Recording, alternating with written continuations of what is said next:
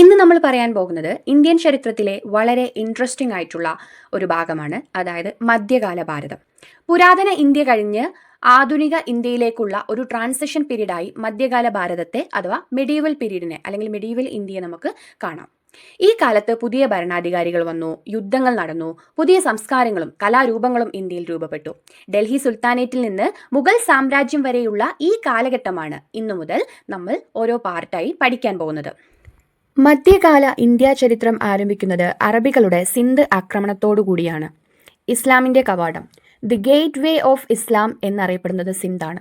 The gateway of Islam എന്ന് സിന്ധ് അറിയപ്പെടുന്നു. അറബികളുടെ ആദ്യ ഇന്ത്യൻ അഥവാ സിന്ധ് ആക്രമണം നടന്ന വർഷമാണ് AD 712. മഹ്മൂദ് ഓഫ് ഗസ്നി അഥവാ മുഹമ്മദ് ഗസ്നി അഫ്ഗാനിസ്ഥാനിലെ ഗസ്നിയിൽ നിന്നുള്ള ഒരു തുർക്കി ഭരണാധികാരിയാണ്.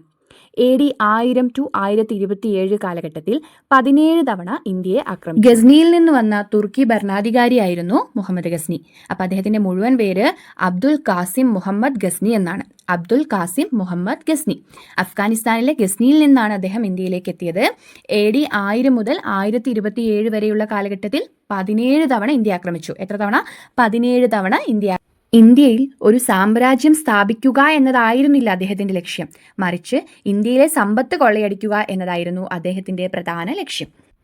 മുഹമ്മദ് ഗസ്നിയുടെ ആദ്യ ഇന്ത്യ ആക്രമണം നടന്നത് AD 1001 AD 1001 പെഷവാറിൽ വെച്ച് ജയപാലനെ പരാജയപ്പെടുത്തിക്കൊണ്ടാണ് ആ ആക്രമണം നടത്തിയത്. AD 1018 ഗസ്നി കനൗജ് ആക്രമിച്ചു. AD 1018 ഗസ്നി കനൗജ് ആക്രമിച്ചു. AD 1025 സോമനാഥ ക്ഷേത്രം ആക്രമിച്ചു. ഇത് അദ്ദേഹത്തിന്റെ 16ാമത്തെ ഇന്ത്യ ആക്രമണമായിരുന്നു. സോമനാഥ ക്ഷേത്രം പിന്നീട് പുനർനിർമ്മിച്ചത് ഭീമൻ ഒന്നാമനാണ്. അപ്പോൾ ആദ്യത്തെ ഇന്ത്യ ആക്രമണം പെഷവാറിൽ ജയപാലനെ പരാജയപ്പെടുത്തിക്കൊണ്ട് AD 1001, കനൗജ് AD 1018 ആക്രമിച്ചു. സോമനാഥ ക്ഷേത്രം ആക്രമണം നടന്നത് AD 1025. മുഹമ്മദ് ഗസ്നിയുടെ രാജസദസ്സിലെ പ്രധാന പണ്ഡിതൻ അൽ ബറൂണി ആയിരുന്നു. അൽ ബറൂണി താരിഖ് അൽ ഹിന്ദ്, കിതാബ് ഫി തഹഖീഖ് എന്നിവയുടെ കർത്താവാണ് അൽ ബറൂണി. അപ്പം അൽ ബറൂണിയുടെ കൃതികൾ ഏതൊക്കെയാണ്? താരിഖ് അൽ ഹിന്ദ്, കിതാബ് ഫി തഹഖീഖ്. ഗസ്നിയുടെ ആസ്ഥാന കവിയായിരുന്നു ഫിർദൌസി. ഗസ്നിയുടെ ആസ്ഥാന കവി ഫിർദൌസി. ആരാണ് ഫിർദൌസി? അദ്ദേഹത്തിന്റെ കൃതിയുടെ പേരാണ് ഷാനാമ. ഫിർദൌസി എന്ന് പറയുന്നത് ഗസ്നിയുടെ ആസ്ഥാന കവിയായിരുന്നു. ഫിർദൌസിയുടെ കൃതിയാണ് ഷാനാമ. ഷാനാമ എന്ന ബുക്കിന്റെ അർത്ഥം അല്ലെങ്കിൽ കൃതിയുടെ അർത്ഥമാണ് book of Kings. Book of Kings. അതുകൊണ്ടാണ് ഫിർദൌസിയെ നമ്മൾ പേർഷ്യൻ ഹോമർ എന്ന് വിളിക്കുന്നത്. അപ്പോൾ ഫിർദൌസി അറിയപ്പെടുന്നത് എന്താണ്? എങ്ങനെയാണ്?